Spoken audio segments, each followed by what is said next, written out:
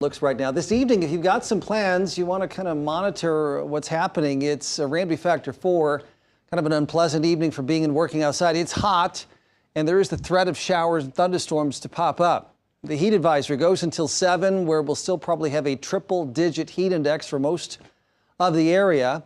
The flood warning, again, the peak crest of the river is projected in Omaha on Thursday, so it's going to keep rising until that time. South of Omaha, mostly the river won't be as high as it was back in 2019.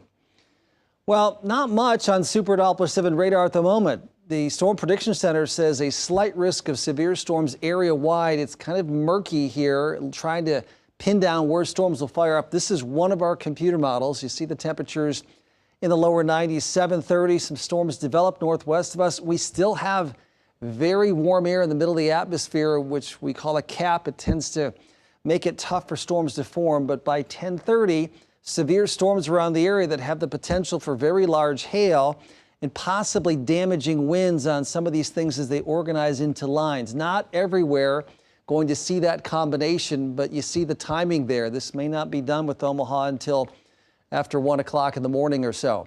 95 and 79, today's temperatures way above the averages. And believe it or not, we could use a little rain for the month of June here. We're an inch below average, but it sure would be nice if it waited until after the river started to fall, at least in our viewing area here. Well, pollen levels are not too bad, but the air quality is just sort of in the fair range. Look at that. I mean, a couple days ago, this was the river and this was grass, but now the river is way up, and this is the levee that protects Epley Airfield. That's our camera at the Lewis and Clark Monument.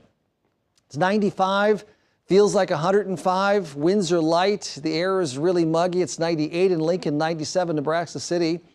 Beatrice, dew point's a little lower there, a little higher in western Iowa, so everybody about the same on the misery index.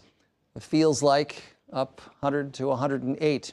Light winds, and there's a little weak front sort of stalled across the area here, but an upper level disturbance up into South Dakota. It's possible some scattered storms will get going in north central Nebraska, but not a certainty. We may have to wait for the South Dakota activity to come down in here, which would be probably midnight or shortly thereafter. And you see the rapid movement of the cluster of thunderstorms. There's a wind damage threat, but it looks a lot nicer tomorrow.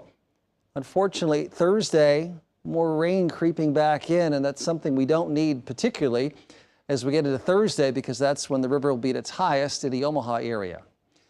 Well, a severe weather night, possibly severe storms tonight, 67 degrees for the low temperature. Wednesday, a beautiful day, very pleasant in the morning, really nice at noontime, warm in the afternoon, but kind of what you'd expect for late June. Temperatures around 87 degrees, about average for a high.